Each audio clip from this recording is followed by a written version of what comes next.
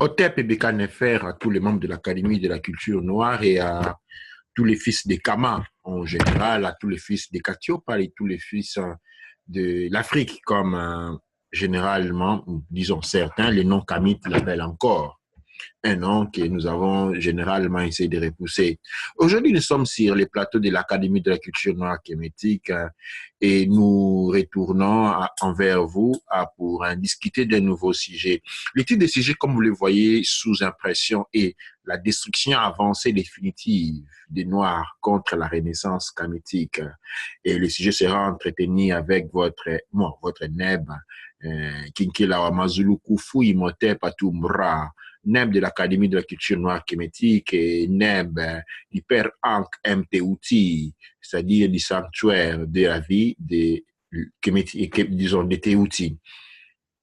Je salue tous ceux qui nous suivent avec beaucoup d'attention. Je salue à tous ceux qui, dans ce jour, ont contribué à cet effort, m'écrivant généralement et sur YouTube, en répondant, en posant des questions, en faisant beaucoup de commentaires. Il y a beaucoup de personnes qui ont contribué à cette œuvre qui aujourd'hui, jour pour jour, est en train de grandir au fur et à mesure. Je salue mon aîné en Angleterre, les Désirés, qui lui toujours est là, insiste chaque fois qu'il y a une émission, il rappelle pour dire, écoute, il n'y a pas eu d'émission, il n'y a pas eu d'émission. En fait, c'est vraiment une bonne contribution, c'est vraiment une très grande contribution. Et c'est ces rappels qui viennent chaque fois pour dire, écoute, l'émission, tu ne l'as pas fait, il faut la faire. Et essaye de faire encore plus, tout comme tous les commentaires, par exemple, ceux qui nous ont dit, ils ont écrit pour nous dire, écoute, quelquefois, l'audio n'est pas de bonne qualité. Et là, je vais, par exemple, essayer de citer, de voir si je peux me souvenir de certains noms de commentaires. Je suis en train de voir dans la boîte pour voir aujourd'hui, il y avait des commentaires et ça liait ceux qui nous écrivent. J'avais commencé par Désiré, et il y a Menchou Otep, et puis c'est marqué Ra. Et là, la boîte, malheureusement, ne me fait pas voir me donne pas la possibilité de voir les noms. Et donc, toutefois, je remercie à tous qui contribuent par leurs commentaires, leur présence, leurs questions à ces émissions. Et nous vous remercions vraiment. Toute l'Académie de la culture noire vous remercie à grand cœur. Aujourd'hui, comme je disais, nous allons affronter un autre titre. Nous allons affronter un autre sujet qui est celui de nous avons lu la destruction du peuple noir. La destruction du peuple noir avancée, une destruction avancée définitive. Et de l'autre côté, on a la renaissance kémétique. En fait, nous sommes en train de vivre une forme de contraposition. D'un côté, il y a cet élan, ce sentiment d'être content, écoute, parce qu'en fait, finalement, tout le monde s'est dit, et les preuves sont là, nous pouvons voir que le peuple noir est en train de réagir, de grandir, de s'intéresser à ce qui se passe dans notre monde, de vouloir comprendre le pourquoi de certaines choses. Et d'un autre côté, par contre, nous sommes aussi en train d'assister au même moment à la destruction du monde noir. Ce monde qui semble, qui est en train de grandir, qui est en train de changer. De l'autre côté, il y a une destruction. Là, je vais saluer, par exemple, Pauline Kiris, qui nous suit généralement dans nos émissions. Il y a aussi Flair Kamita, Émile Okoka, et il y a Kingzer qui suivent beaucoup nos émissions. Nous avons, dans d'autres émissions, nous avons d'autres noms. Kouakou Lebron, nous avons Lionel Kachopa, nous avons Marie Stienel Ronel. Nous remercions beaucoup pour votre contribution et votre assistance dans tout ce que nous faisons et surtout votre présence. Nous saluons Serena Mawete, nous avons Tik Tuto Ben, nous avons notre aîné, notre Pangui Désiré MB qui est toujours présent dans toutes les émissions que nous faisons. Il existe toujours. Et la liste est longue, je vous en prie, la liste est longue, je ne pourrais pas passer. Là, j'ai lu certains noms.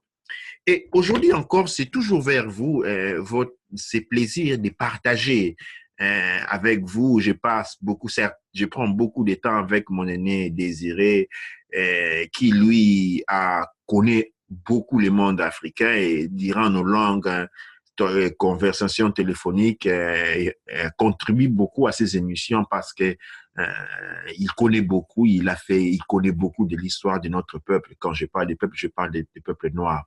Aujourd'hui, dans la destruction avancée et définitive des Noirs contre la Renaissance Keméti, qu'est-ce que nous avons devant nous aujourd'hui? Nous avons une confrontation épocale et épique. Dans le même temps où nous avons les grands mouvements kémétiques en train de sortir ses ports partout, une forme d'éveil de conscience énorme que nous soulignons, énorme. Nous pouvons les voir, les constater sur YouTube, toutes les plateformes sociales, sur les des différentes capitales coloniales, qui sont toujours coloniales africaines, Kinshasa, Bamako, Lomé, Brazzaville, ainsi de suite. Et nous avons ces grands sentiments de réveil, spécialement de la part des jeunes. Mais ce réveil est contrasté par un spectacle macabre. Le massacre des Béni en République démocratique du Congo. La République démocratique du Congo est devenue une boucherie à ciel ouvert. Devant ces grands réveils, avec Mfumunkusu, avec Nemwanantsemi, devant ces grands réveils, nous avons une boucherie à ciel ouvert, une machine à transformer les Congolais en saucisses épocales, jamais vues. Jamais vues. Quelque chose que nous n'arrivons pas à contrôler, à comprendre. Devant ces grandes fêtes, cette situation, quand nous allons à Kinshasa, nous avons des fêtes, nous avons la musique, hein, cette grande musique à la congolaise qui tape tous les jours, ces grands défilés des comédiens, des politiciens. Devant ces grands défilés-là, devant cette grande tension, nous avons les massacres, nous avons ce que nous sommes en train de vivre aujourd'hui, hein, dans la République démocratique du Congo, c'est un nettoyage ethnique. Et ce nettoyage ethnique est mis devant les yeux de tout le monde. Mais moi, je ne suis pas seulement un Congolais. Avant d'être, je dirais Zaïrois, excusez-moi, je me permets de dire je suis un Zaïrois. Mais avant d'être un Zaïrois, moi, je suis un Africain. Et avant d'être un Africain, je suis avant tout un Noir. Je répète, avant d'être un Zaïrois, je suis un Africain, un Kachopin, un fils de Kama, et avant cela, je suis un Noir. Ces trois dimensions, je vous invite à les considérer partout où vous êtes en tant que Noir. Nous devons dépasser les limites territoriales psychiques d'une borne mise dans nos têtes. Nous sommes Noirs avant tout. Et cela m'appelle à prendre en considération ce qui se passe partout sur la terre, que les ancêtres nous ont légués. Qu'avons-nous dans le reste de l'Afrique, République centrafricaine, au Nigeria, au Cameroun? Je commencerai ici par l'histoire de la Zambie.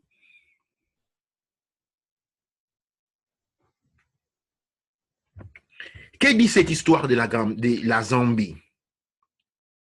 La Zambie, pour avoir emprunté de l'argent chinois, est finie sous dette.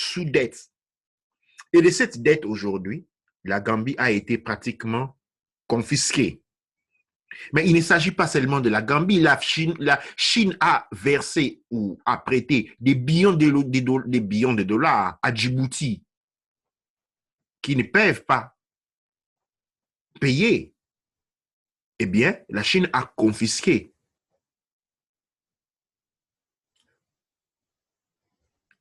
des terres de travail comme compensation aux dommages collatéraux. Nous avons aussi les Maldives, où aujourd'hui les 38% des biens appartenant à l'État des Maldives appartiennent à la Chine.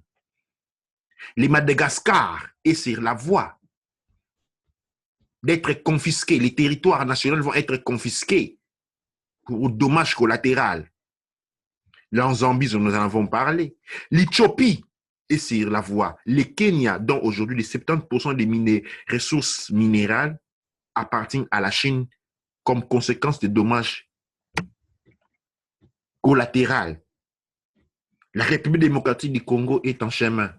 Nous avons vu aujourd'hui au Cameroun où la production agricole a été complètement cédée entre les mains des Chinois qui maltraitent la population locale des Camerounais et les font travailler à rien. L'esclavage est rentré. Nous avons subi un esclavage après la destruction des Kemet et des Kama. Une colonisation qu'on appelait esclavagisme économique, et maintenant nous avons un esclavagisme, une colonisation légale. La première colonisation, elle était commerciale. Pourquoi? À l'époque, les lois qui régissaient l'État étaient des lois des normes commerciales. Et aujourd'hui, nous avons un esclavagisme, nous avons une colonisation légale. Pourquoi? Parce que tous avons accepté sous les termes des lois occidentaux que quand quelqu'un est endetté, quand quelqu'un vous doit, cela vous permet les droits de vous avaler de ses biens. Cette loi est une loi acceptée de tous. Et donc, vous ne pouvez pas faire la guerre quand cela est appliqué à vous. Qu'est-ce que nous avons devant nous? Nous avons commencé avec la Gambie. Maintenant, en Zambie, les peuples inconscients de toute situation et se sont retrouvés, vu que au sein de l'armée et de la police nationale avaient été nommés des officiers supérieurs chinois. Les peuples prennent la rue pour essayer dans les tentatives d'arrêter cette situation. Mais la tentative est en vain parce que c'est là une question de dette qu'on a. Vous savez qu'est-ce qui va se passer dans les jours à venir? L'apartheid. Pourquoi? Parce que les peuples qui manifestent contre les Chinois, qui sont en milieu sur les territoires gambiens, africains, les Chinois vont se sentir en danger et vont évoquer des lois internationales leur permettant de se défendre, donc d'avoir des armes et de devoir tirer à bout portant. Et vu que les Gambiens vont réagir à cette situation, ou bien on va implémenter ce qu'on appelle l'apartheid pour les sécuriser. Et nous allons avoir un second Sud-Afrique maintenant par les Chinois.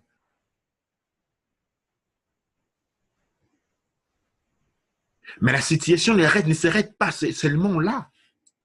Face à cet éveil, au Bénin, République démocratique du Congo, où des gens ont été massacrés, nous avons les trafics d'hommes, des organes.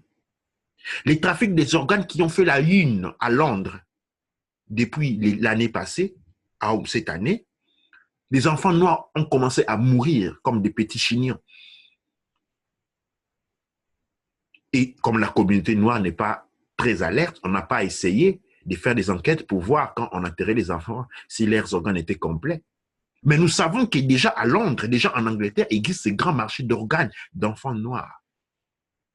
Un alarme a été lancé maintenant aux États-Unis, où les femmes et les enfants sont en train de disparaître. Un alarme a été lancé à tous les hommes noirs américains de servir de sécurité, de sécuriser les femmes et les enfants, de ne plus se promener dans les voitures, mais plutôt se promener à pied pour chaque fois regarder où les hommes et les enfants sont. Parce que chaque jour, les enfants et les femmes et les enfants noirs disparaissent. Quand c'est votre femme qui disparaît, vous allez à la police, eh bien la police va vous répondre d'attendre le septembre désert pour dénoncer. Après septembre désert, quand vous allez retourner, on va vous dire que peut-être que votre femme a seulement fui. Et après des semaines, on va retrouver son corps quelque part sans les organes. Mais cela ne s'arrête seulement pas en République démocratique du Congo. Cela ne s'arrête seulement pas à Londres. Cela ne s'arrête seulement pas aux États-Unis. Aux États-Unis, ça a commencé au début de cette année, à Los Angeles. Et maintenant, c'est un fléau qui occupe tous les États-Unis. Mais cela est en train de se passer au même moment au Sénégal, où les hommes sont en train de disparaître. Et on retrouve quelques jours après, avec les organes amputés. Mais les phénomènes étaient déjà là. Nous les savions, les phénomènes des ventes des organes noirs. Nous savons le pourquoi. Tous ces vieux blancs dans la population blanche est la population la plus vieille. Et nous savons pour avoir un surplus de vie, ils doivent se faire transplanter des organes noirs. Cela est et aujourd'hui, c'est quelque chose de très connu. Mais là, chers Sen et Senet, je vais vous dire quelque chose. Et là, je me remercie toutes les personnes qui reconnaissent ma voix passer cette information, sans pour autant devoir citer les noms. Aux États-Unis, il existe une grande clinique aux dimensions d'un quartier entier, d'un énorme, disons, un énorme quartier, énorme. Vous imaginez les tailles d'une quartier aux États-Unis. C'est énorme d'une quartier en Afrique multiplié au moins par 3, par 4. C'est une région entière. Une ville entière qui est une ville hôpital. Dans cet hôpital-là, qu'est-ce qu'on fait? On traite les organes. C'est un hôpital spécialisé dans la traite des organes des Noirs. J'ai reçu l'information. J'ai pu m'insérer personnellement dans le réseau psychique des aides de ceux qui travaillent dans cet hôpital-là pour voir en réalité qu'est-ce qui se passe dans cet endroit. Pour ceux qui sont les adeptes de certaines disciplines spirituelles, c'est ce qu'on appelle le remote view, la capacité de pouvoir se projeter dans le temps et dans l'espace, à aller voir ce qui se passe au-delà, quelque part de très loin. Eh bien, dans ces hôpitaux, il y a des... Qu'est-ce qu'ils sont en train de faire? Ils ont créé ce qu'on appelle des frigos cryogéniques, c'est-à-dire une technologie de réfrigération basée sur une technologie qu'on appelle la cryogénèse, c'est-à-dire la capacité de congeler les corps et ces corps vont maintenir leur vitalité même après 500 ans, 500 ans, ces corps ou ces organes sont en bon état. Et cette science obtenue, ce qu'on est en train de faire, ils ont une base de données sanguines de noirs. Et sur cette base de données, ils sont en train de viser des régions bien déterminées et pour en transporter les organes. Ce sont des énormes frigos qui sont situés sous terre, qui chaque jour et chaque nuit reçoivent des organes des Noirs qui sont cryogénisés, conservés pour le futur. Nous avions dans les temps connu un marché on utilisait pour les transplantations, c'est-à-dire quelqu'un qui n'avait plus de cœur, il y avait ces marchés noirs. Maintenant, ces marchés noirs s'est étendu à des dimensions dont on ne peut même pas soupçonner, car on utilise la technologie de la cryogénèse. Face à cet éveil climatique, qu'est-ce que nous avons? Nous avons une situation où nous sommes récoltés comme des fruits. Nous sommes récoltés comme des arachides à mettre dans des frigos et être conservés. Nous sommes récoltés comme des oignons qu'on met dans un conteneur pour les conserver et les vendre l'année prochaine. Et cela se passe durant cette phase de l'éveil. Et donc, dans le monde entier, partout où vous allez, il y a une boucherie à ciel ouvert des Noirs.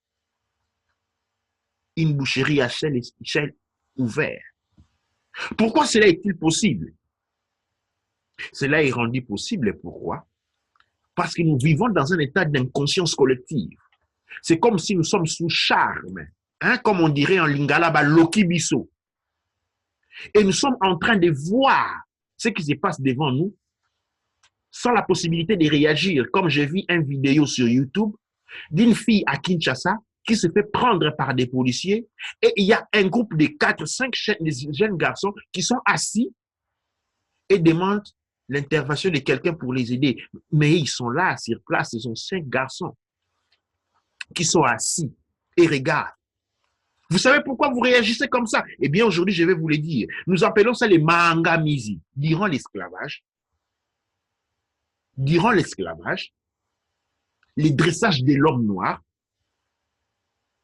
une femme enceinte était attachée à un arbre, au bras levé, avec une corde. Donc, elle pend des bras pour ne pas pendre du cou. Des autres femmes étaient à côté et on demandait à un homme noir de fouetter cette femme enceinte en termes de grossesse jusqu'à sa mort. L'homme noir avait le droit ou fouetter la femme en grossesse, à terme, ou mourir d'un balle à la tête. Je vous laisse penser aux dégâts psychiques sur la personne et conséquemment à la modification de son DNA. Ce manque de courage. Cette situation, pour ne pas accabler, nous ne sommes pas dans l'accusation, nous voulons comprendre la situation. Cet homme qui a été capable de fouetter une femme enceinte pendant que la femme déjà est bénie, la femme déjà nous parlons d'une divinité dans la tradition kémétie, dans la tradition noire, et maintenant qui est enceinte, qui représente la divinité par deux. Et on est obligé de la fouetter jusqu'à sa mort. Cette information modifie les DNA de la personne qui est en train de le faire. Et ces DNA va être transmis de génération en génération. Et aujourd'hui, nous avons des femmes. Maintenant, c'est toujours un homme noir qu'on va demander, hein, comme toujours pendant l'esclavage, de prendre une femme noire, de les maltraiter, comme dans l'esclavage, de la violer comme dans l'esclavage. Sauf que maintenant, les colons n'est pas présent. Et les autres hommes noirs, OK, ça dit, il y a une partie des hommes noirs qui prend la place des colons. La femme, elle est toujours la même. L'autre partie des hommes noirs qui vont faire ce qui regardaient. Maintenant, devant ce spectacle, on est impuissant parce qu'elle relate de la mémoire ancestrale de l'esclavagisme, de l'impuissance. Quand l'homme noir est devenu la femme de l'homme blanc, il dépend de lui. En Europe, il doit attendre que l'homme blanc lui demande de pouvoir travailler pour travailler. Il est devenu inactif, irréactif, sa femme. Il dépend de ça, il dépend de ses lèvres. Il fait ce qu'on lui demande de dire. Il réagit où on lui demande de réagir. Il est incapable parce qu'il a été dressé.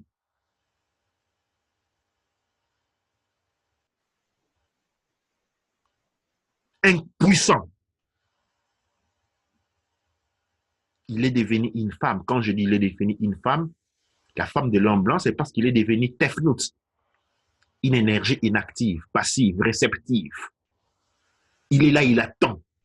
L'homme noir est devenu réceptif, tefnout, une femme. Partout où il attend, il ne réagit pas.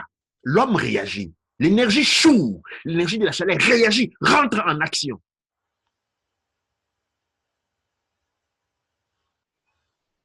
Sans pour autant me faire sauter mon cœur dans ces sujets. Quels sont les instruments qui sont utilisés pour nous contraindre à cette situation de l'inactivité féminine, de l'énergie masculine? Eh bien, nous avons la politique. Les Congolais de la République démocratique du Congo ont tout fait pour que les musiciens arrêtent la musique. Et aujourd'hui, partout en Europe, les musiciens Congolais ne jouent plus. Je m'imagine dans quel bonheur nous étions si cela avait été fait pour toute activité politique. La musique est peut-être les moyens, un des sous-moyens. Mais à ce point-là, l'intervenant, le point central, c'est la politique. Mais je ne dis pas la politique en tant que politiciens qui vont faire la politique, mais plutôt l'intérêt accordé à la politique. L'intérêt accordé à la politique, tout Congolais, ou bon nombre des Africains sont devenus des politiciens. Au point où on ne connaît même plus qu'est-ce que cela signifie être politicien. La politique est la vraie drogue, comme la religion. Des ennemis principaux du peuple noir aujourd'hui, elle est la politique et la religion. La religion comme culte, non comme union, comme l'est défini dans la tradition kémétique. Cette religion qui nous envoie à prier. D'un côté, le Christ, de l'autre côté, Mahomet, de l'autre côté, Fumukimbangu. Mais soyons sérieux, mes frères et sœurs. Où en sommes-nous avec toutes vos prières? Demain, la Chine passe entre, la territoire passe entre les mains des Chinois. Et on redevient des esclaves. Il y a quelques années, j'ai parlé, par exemple, avec ma mamie de Radio Congo Synthèse, où j'ai parlé d'une histoire que j'ai rencontrée dans une vision nocturne. Dans une vision, un rêve, une vision que j'ai eue où la Congo était complètement habitée par les étrangers, par les Asiatiques généralement. Et que les Congolais étaient renfermés dans des petites réserves. Dans mon rêve, je me suis retrouvé à Kinshasa, à Kingasani, et Kingasani était devenu un centre commercial énorme avec des buildings partout, avec des universités partout, où sortaient et entraient les Asiatiques, des Chinois, Coréens et autres. Quand je commençais à marcher vers l'aéroport, c'est là que j'ai trouvé un centre de concentration habité par des Noirs, par des Congolais, dans une pauvreté donc qui n'a pas de nom. Et cela, c'était un rêve que j'ai raconté à tous ceux qui me connaissent. Aujourd'hui, jour après jour, après que j'ai fait une émission sur la présence des Congos, sur les plans de la Chine au Congo. Aujourd'hui, jour après jour, cette réalité devient une réalité. Jour après jour, ces rêves commencent à devenir une vision prophétique. Mais ces rêves étaient en train de devenir une vision prophétique, non parce elle était une vision prophétique. Ces rêves étaient en train de devenir une vision prophétique parce que nous faisons défaut. Mais que se passe-t-il? Qu'y a-t-il derrière les phénomènes chinois en Afrique? Nous savons bien que les capitales de Hitler, du Führer, dont le 4e Reich, avait quitté l'Allemagne pour aller en Asie en transitant par les pays de Maradona, l'Argentine, où tous les Noirs ont été complètement éliminés au jour d'aujourd'hui, par le Japon et ensuite en Chine. Comment pouvez-vous expliquer qu'aujourd'hui, dans les années qui ont passé, si vous vous présentez quelque part avec 5 000 $ entre les mains en Europe, vous allez être arrêté. Vous allez devoir demander, expliquer d'où venait cet argent. Et même si cet argent était le vôtre, vous risquez de vous le faire confisquer. Cela est arrivé à des millions de personnes. Vous sortez de l'Afrique avec 50 000 $ dans la valise, sachez que cela va être confisqué une fois que vous mettez les pieds en Europe, dans la mesure où vous ne serez sûrement pas en mesure de fournir des documents qu'ils vont accepter pour dire, écoute, ces documents sont bons. Vous allez présenter des documents qui vont dire qu'ils ne sont pas bons, qui ne sont pas tangibles, qui ne sont pas retraçables, et donc l'argent est confisqué. Mais les Chinois ont été les mêmes à acheter des immeubles en Europe cash. Cash. Pourquoi cela était-il possible?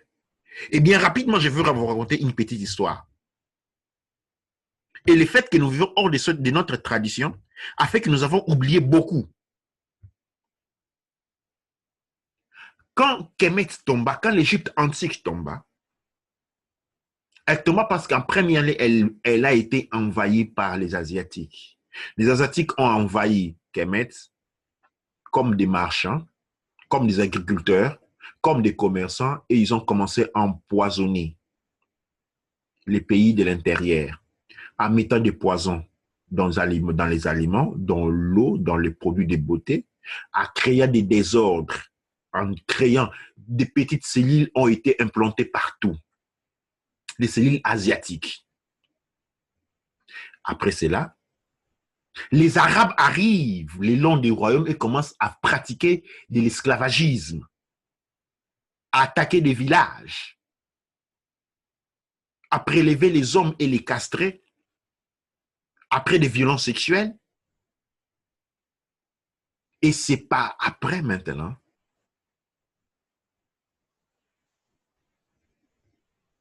que les autres vont arriver, les Hittites, desquels descendent les Germaniques, les Latins et tous les autres blancs, ou disons l'écoderme. Aujourd'hui, qu'avons-nous comme situation? Nous avons aujourd'hui la même situation que la chute de l'Égypte antique. Un, les Asiatiques qui ont envahi tous les marchés, tous les pays africains, tous les produits à consommer sont produits par eux. Nous sommes dans un pays, nous sommes dans un territoire d'abondance alimentaire, mais maintenant, aujourd'hui, nous dépendons alimentairement de notre continent, qui a une capacité productive largement inférieure à la nôtre. Nous dépendons d'eux alimentairement. Et c'est quel continent? C'est l'Asie. Exactement comme durant l'invasion des Kemet, de l'Égypte antique. Ensuite, nous avons les Arabes qui ont commencé l'esclavage des Noirs, exactement comme dans l'Égypte antique. Et personne ne dit un mot. Si aujourd'hui un chien mourait en France, ce serait un cas. Si aujourd'hui un Noir tuait un chien en pleine rue en France, c'est une catastrophe. Mais on fait des Noirs, des esclaves en Afrique du Nord sur la terre occupée, parce que l'Afrique du Nord est un territoire occupé depuis l'invasion des Kemet, dans le Yémen et dans les autres pays arabes. On tue un jeune africain, un jeune noir en Chine parce qu'il était en train de côtoyer une jeune fille chinoise. Nous voyons cela. L'esclavage est rentré. L'esclavage est présent exactement comme avant la tombée des Kemet, de l'Égypte antique. Et après, maintenant, nous avons la Chine qui invade des territoires physiquement. Mais attention, derrière les visages chinois, vous avez des capitales coloniaux. Derrière les visages chinois, vous avez en réalité les capitales occidentaux. Les capitales anglais, français, belges, américains et autres, allemands et autres. Nous sommes rentrés de la même situation. Et donc, pour là, on décide de se libérer de nous. Ils ont décidé de se libérer de nous parce que maintenant, ils ont les technologies qui leur permettent de nous le couper en moitié. Hein? On n'a pas besoin de tenir des millions de poules quand on a un grand congélateur. On en tue la moitié, on les épièce, on les met dans le frigo, dans le congélateur et on peut les manger à petit feu. On ne tient juste un petit nombre. C'est la situation dans laquelle nous sommes plongés maintenant. Et encore, nous sommes distraits avec des discours politiques, des petits politiciens. Nous sommes distraits par des religions. S'il y avait des gens à pendre, excusez-moi, la franchise, on devait vraiment pendre tous les religieux et tous ces politiciens. Je m'excuse, je ne voulais pas dire cela. Je ne veux pas faire un appel à la violence et je ne fais pas un appel à la violence. Je fais un appel à la prise de conscience. Et quand je dis pendre, je dis abandonner, sortir dans la tradition kémétique, la violence physique n'est pas prévue. Et en tant que prêtre kémétique, je ne demanderai jamais à une personne d'aller vers la violence. Plutôt, je demande à aller vers une prise de conscience. Ces gens-là sont présents parce qu'ils s'alimentent de vos énergies. Vous leur donnez l'énergie pour continuer à faire ce qu'ils sont en train de faire. Il n'y a pas de solution. Il n'y a pas de solution politique. Il n'y a pas de solution religieuse ni mystique. Il y a une prise de conscience pour nous sortir de la situation dans laquelle nous sommes. Et la situation, elle est grave, extrêmement grave. Ceux qui ont pensé à la prophétie de Kimbangu que les Noirs allaient rentrer chez eux, eh bien, la prophétie pourrait être stoppée et elle est déjà en train, elle est en phase d'être stoppée parce que si vous n'avez pas de maison où rentrer, vous rentrez où alors à ce moment-là, la prophétie fait un échec. L'appel à l'union, je ne parlais pas à l'appel de l'union, à l'union des politiciens ou des religieux. Je parle de l'union des peuples. Nous devons, les problèmes, il est noir, les problèmes, il est racial. La Troisième Guerre mondiale a des caractères raciaux, elle se présente sous des caractères raciaux. Nous ne pouvons pas ignorer cela. Nous n'avons pas le droit d'ignorer cela. Et donc, je vous invite en tant que prêtre kémétique, de la tradition kémétique, au nom de tous nos ancêtres, de tous nos ancêtres tombés depuis la toute première invasion des Kémètes jusqu'à ceux qui sont en train de mourir aujourd'hui de la traversée de la Méditerranée. Au garçon qui est mort tué en Chine pour avoir côtoyé une fille chinoise et à tous les autres morts, tués et jetés dans l'océan pendant les traversées de l'esclavagisme. À tous ces Noirs qui sont morts et sont restés sans nom, sans tombe. Je vous invite à l'union. Nous devons dépasser les limites, les frontières coloniales, parce que les frontières coloniales constituent un charme, constituent ce qu'on appelle une malédiction. Aussi longtemps que nous réagissons et nous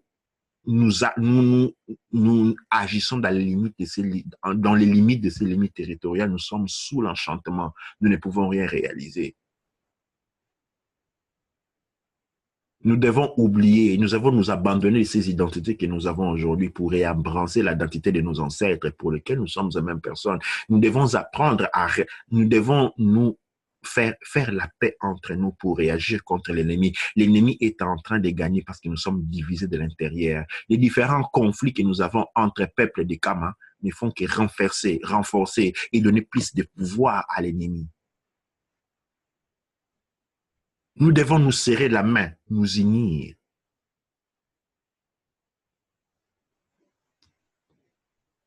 Peut-être dans cette manière, nous avons une possibilité de survivre. Si nous ne savons pas nous unir, ce qui nous attend, c'est la mort. De toute façon, la mort de ces parmi d'entre nous signifie la mort de nombreux d'entre nous. Tous ces gens qui finissent dans la Méditerranée ne meurent pas pour rien. Ils sont découpés et leurs organes intérieurs sont prélevés, transportés aux États-Unis et congelés pour les futurs utilisages. C'est ce que nous sommes devenus. Des moutons de parnure, de la chair à canon, des animaux d'expérimentation, une maladie dangereuse de laquelle il faut se libérer. Écoutons la voix de nos ancêtres, écoutons la voix des anciens. Tournons-nous vers les pouvoirs sacrés de notre tradition. Réanimons Sekhmet en nous. Car aujourd'hui, comme jamais, nous avons besoin de ces ancêtres. Aujourd'hui, comme jamais, nous avons besoin de réactiver notre pouvoir intérieur. Car sans ces pouvoirs-là,